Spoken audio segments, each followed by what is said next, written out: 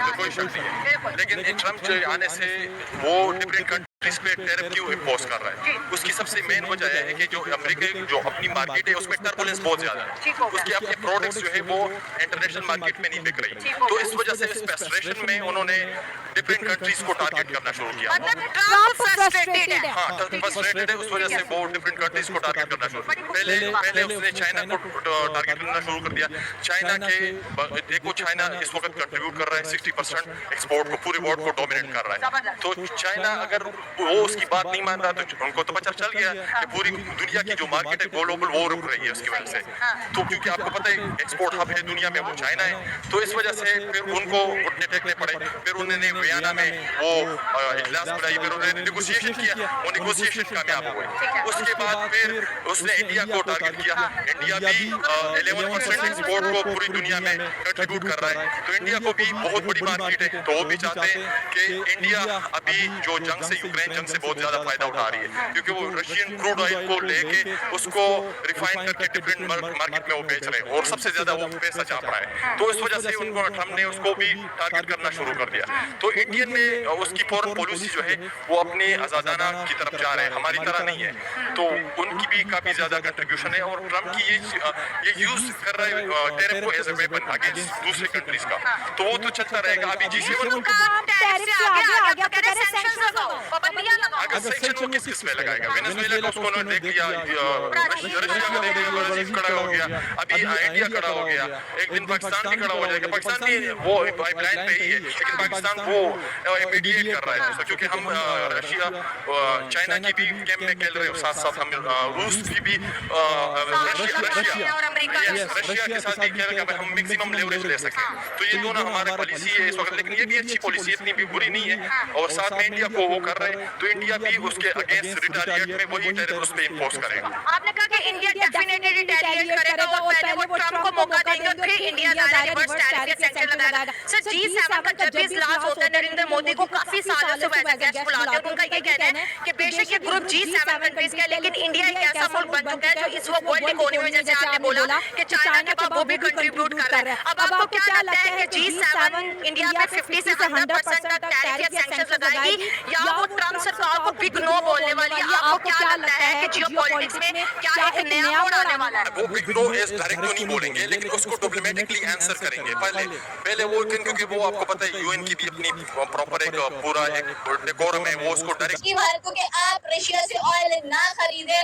آپ کہنے کہ جو ٹرمپ خود کوائڈ کے لیے بھارت میں جاتے ہوئے دکھائی دیں گے, اور سننے میں یہ آیا تھا کہ ٹرمپ اس پر بھی بھارت کو بلیم کر رہے تھے کہ آپ جو کوائڈ ہے اس کو کل کر رہے ہو, لیکن ایکچوئل میں اگر دیکھا جائے تو ٹرمپ خود کوائڈ کو کل کرتے ہوئے نظر آ رہے تھے. لیکن فائنلی اگر ہم لوگ اس کی بات کریں تو اس میں Australia, Japan, India and United States of America include ہے, جو کہ پیسیفک کنٹریز کی جو پیس ہے, جو پراسپیرٹی ہے, اس کے لیے کام کرتے ہیں. اور یہاں پر ہم ایک اور بات بھی کریں گے کہ کے پی اولی جو کہ نیپال کے ہمیں پرائم منسٹر نظر آتے تھے, اب نہیں ہے. انہوں نے بھارت کو بلیم کیا ہے کہ جو کچھ بھی ہمارے ملک میں پروٹیسٹ ہوئے ہیں, رائٹس ہوئے ہیں, وہ ساری کی ساری جو ذمہ داری ہے وہ انڈیا کی ہے, کیونکہ انڈیا نے سب سے پہلے مدعا اٹھایا تھا جو رام کی برتھ پلیس ہے اس کو لے کر, پھر کیا لیں گے ایک لیک تھی اس کو لے کر بہت زیادہ ایشو بنایا گیا, اور کہا کہ یہ جو جنم بھومی ہے یہ رام کی نظر آتی ہے, تو یہ حصہ جو نیپال کا ہے یہ بھارت کو بلانگ کرتا ہے. حالانکہ وہاں پر جو کرپشن تھی, وہاں پر جو ایلیٹ کلاس کے پاس پیسہ تھا, ان کے بچے عیش و عشرت گزارے تھے, اس وجہ سے کہہ لیں کہ وہاں پر یہ بہت زیادہ پروٹیسٹ کیا گیا. اور اسپیشلی اگر دیکھا جائے تو پاکستان کے پرائم منسٹر شہباز شریف بھی دوحہ قطر پہنچ چکے ہیں, اور وہاں پر جا کر جو کچھ بھی ہوا قطر کے اندر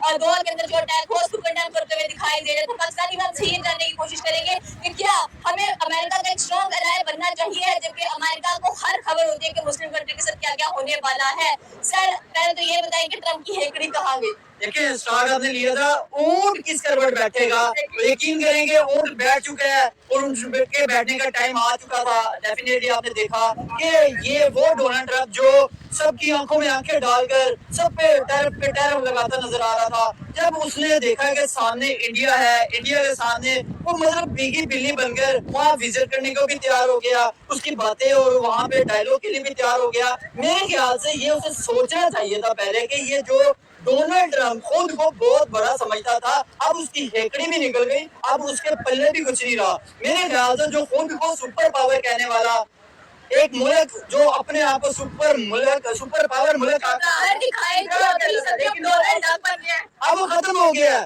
مطلب وہ اب اس کے لیول کی بات ہی نہیں ہے. اب اس کے لیول کی بات یہ رہ گئی ہے کہ وہ ڈونلڈ ٹرمپ اب مودی کے پیروں میں گرتا دکھائی دے رہا ہے. میرے خیال میں یہ اسے پہلے ہی سوچنا چاہیے تھا کہ یہ دوسری کنٹریز کے اوپر جو سینکشنز لگا رہا ہے اس کا اصل میں اس خطے میں, اس ایرا میں, اس ایشیا میں اس کا اثر رسوخ ختم ہوتا نظر آ رہا تھا. نہ تو رشیا اس کی بات مان رہا ہے, نہ یہاں پہ چائنا اس کی بات مان رہا ہے, نہ یہاں پہ انڈیا اس کی بات مان رہا ہے. تو ڈیفینیٹلی تو اس کو کہیں نہ کہیں تو اپنے پنجے کاٹ دے ہیں نا. تو کیسے وہ یہاں پہ انڈیا کا سہارا بندوں کی طرح کوائر میں جاتے ہوئے دکھائی دے رہے ہیں. کہ یہ ڈیفینیٹلی اب اس نے یہ کرنا ہی تھا. اگر وہ یہ نہیں کرے گا تو کبھی بھی وہ آگے نہیں بڑھ پائے گا. جو اس کا مقصد یہ ہے کہ یار اوور آل اب اس ٹائم آپ کو پتا ہوگا کہ یو ایس اے میں بھی بہت ساری چیزوں میں کرائسس کا سامنا کرنا پڑ رہا ہے. یار اگر وہ ٹیرف لگائے گا, چیزیں مہنگی ہوگی, عام آدمی کی پہنچ سے دور ہوں گی, تو ڈیفینیٹلی امریکہ کون سا وہ کہیں نئی مخلوق ہے کہ وہاں پہ مہنگائی نہیں ہو سکتی. تو جب وہاں پہ کوئی چیزیں نہیں پروڈیوس کی جائیں گی دوسری کنٹری سے, جب سستی اور معیاری چیزیں ملیں گی, ڈیفینیٹلی وہ دوسری کنٹری سے پہ جب ٹیرف لگائے وہ مہنگی ملیں گی. اب یہی ان کی ہیکڑی نکلنی بنتی تھی. اب اس نے یہ کہا کہ بھائی میں وزٹ کروں گا, اور اسے وزٹ کرنے کے لیے بھائی آمادہ بھی ہوا اور وہ ڈائلوگ بھی کرے گا اور انڈیا کی باتیں بھی منوائے گا.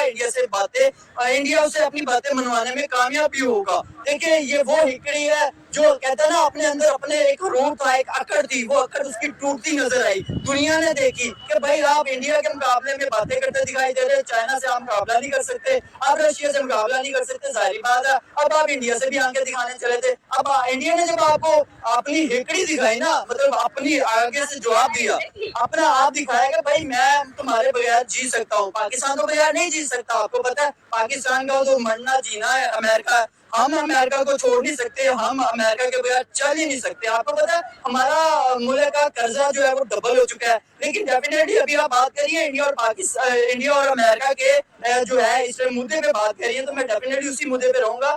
دیکھیں انڈیا ڈیفینیٹلی اس نے اپنی اکانومی کو گروم کیا, اس نے چائنا